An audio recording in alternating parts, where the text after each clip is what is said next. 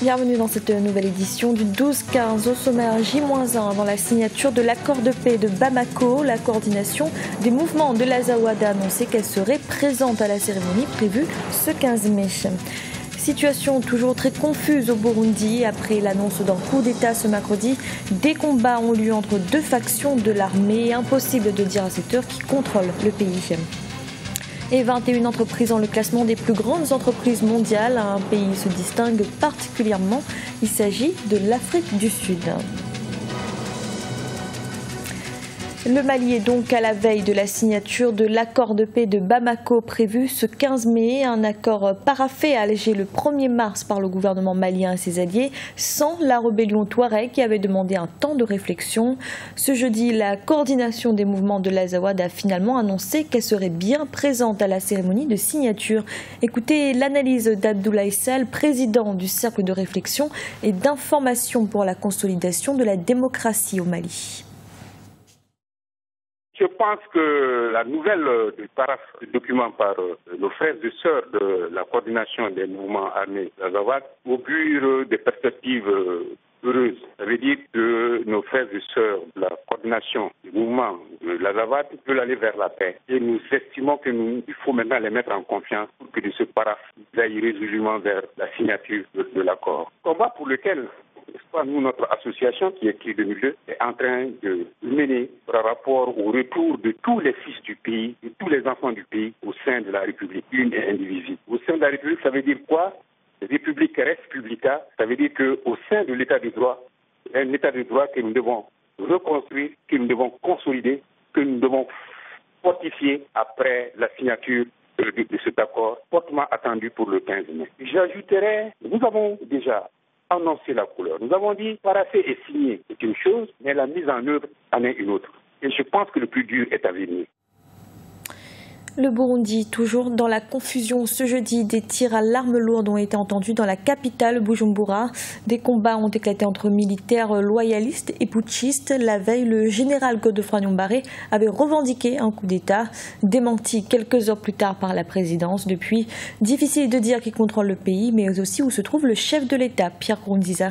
Écoutez les précisions de notre éditorialiste grâce à Ankindi Kiza. La situation a beaucoup évolué cette nuit parce que déjà presque toutes les radios ont été incendiées par des agents qu'on dirait proches de l'ancien président Nkurunziza. Et disons qu'au niveau de la radio nationale, les putschistes sont passés à l'assaut, mais cet assaut a duré longtemps jusqu'aujourd'hui. Jusqu'à cette heure-là, il y a toujours la bataille autour de la radio. Et ce qu'on peut dire, c'est que au niveau de la communication, pratiquement, il n'y a plus de radio qui émet à partir de Bujumbura, surtout les radios privées. Et deuxième chose, c'est qu'il y a beaucoup de rumeurs. On parle de l'ancien président Nkurunziza qui était en Tanzanie, mais on ne sait pas exactement où il est, où est-ce qu'il se dirige. Et troisième chose, c'est que au sein de l'état-major, le chef de l'état-major, le général Prime Niyongabo, n'a pas complètement abandonné la bataille pour défendre le président Nkurunziza. 21, c'est le nombre d'entreprises africaines présentes dans le classement 2015 des 2000 plus grandes entreprises mondiales. Un classement publié par le magazine américain Forbes. Les entreprises africaines qui se sont distinguées se trouvent dans 4 pays. L'Afrique du Sud, le Nigeria, le Maroc et l'Égypte. Anwar Barkela. Les entreprises africaines ne cessent de gagner en cote. Selon le classement 2015 du magazine américain Forbes, 21 entreprises africaines font partie des plus grandes entreprises à l'échelle mondiale. Avec 13 entreprises citées dans le classement, l'Afrique du Sud occupe la première position. 4 entreprises nigérianes figurent au classement, 3 entreprises pour le Maroc et 1 pour l'Égypte. C'est à l'image des performances de l'Afrique et du poids de l'Afrique dans le reste des échanges mondiaux. Donc, pour moi, c'est pas étonnant. C'est une interpellation pour demander aux entrepreneurs africains, aux hommes d'affaires africains de faire plus pour aller à la conquête du monde et de se dire que c'est une compétition mondiale et nos performances sont évaluées à l'échelle mondiale. Il ne s'agit pas de dire que nous vivons en vase clos, il s'agit de vivre uniquement pour nous. Les résultats de ce classement sont à prendre avec précaution, puisque le Forbes Global 2000 prend en compte la capitalisation boursière. Ainsi, le géant du pétrole algérien Sonatrach ne figure pas dans le classement. L'État est trop présent dans beaucoup d'activités, dans beaucoup de secteurs, et il joue le rôle d'opérateur économique, alors qu'il n'est pas voué au profit. Et donc, dans ce type de classements internationaux, l'État n'est pas classé.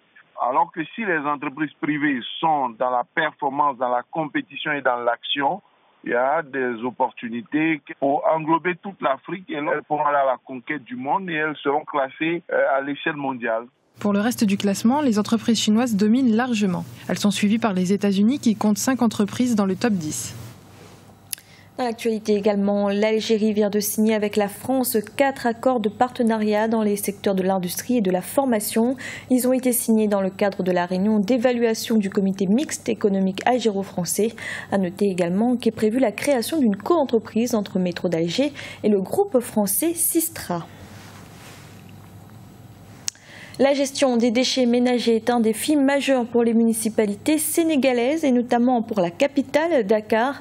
Elle rencontre d'importantes difficultés pour assumer correctement ce service. Une partie importante du territoire urbain reste en effet peu desservie par les dispositifs de collecte. Idelette Mirabel-Bissou. La gestion des ordures ménagères au Sénégal reste un casse-tête pour les municipalités. Malgré les efforts des politiques, les ordures jonchent toujours les rues de la capitale. Avec une population de plus de 3 millions d'habitants, la région de Dakar produit près de 2400 tonnes d'ordures par jour. Regardez le phénomène des charretiers. On ne peut pas imaginer en pleine capitale une charrette qui traverse l'autoroute, qui déverse les ordures en plein jour, au vu, au su de tout le monde, sans pour autant que personne ne bronche. Donc je pense à ce niveau-là, les responsabilités sont partagées, que ce soit au niveau de l'État, que ce soit au niveau des populations, mais aussi que ce soit au niveau des techniciens de surface aussi que nous sommes. La collecte et le ramassage des ordures incombent aux 1532 agents de nettoiement au Sénégal. En 2014, l'État a alloué 170 milliards pour la gestion des ordures ménagères. Les autorités multiplient les actions à l'intérieur du pays avec plus de 1700 dépôts sauvages de déchets répertoriés dans les 14 régions du Sénégal. Il y a un problème de civisme, il y a un problème d'éducation, il y a un problème de changement de mentalité et de comportement. Il faudrait que les citoyens de Dakar aient une grande perception de la gestion des ordures et s'impliquent dans cette gestion des ordures. Comme on le dit d'ailleurs en français, nettoyer c'est bien, mais ne pas salir c'est encore mieux. Donc ça se passe dans les mentalités. Les déchets plastiques représentent un désastre écologique dans le monde. Selon les environnementalistes, près de 70 millions de tonnes de déchets plastiques sont répertoriés au Sénégal. La région de Dakar à elle seule produit environ 5 tonnes de déchets plastiques par jour. Pourtant, la loi interdisant l'importation, la distribution et la commercialisation des déchets plastiques a été votée le 21 avril 2015. Les écologistes espèrent que la promulgation de cette loi va contribuer au changement de comportement. C'était le journal de la rédaction. Merci de l'avoir suivi. Retrouvez dans un instant une nouvelle édition de l'information.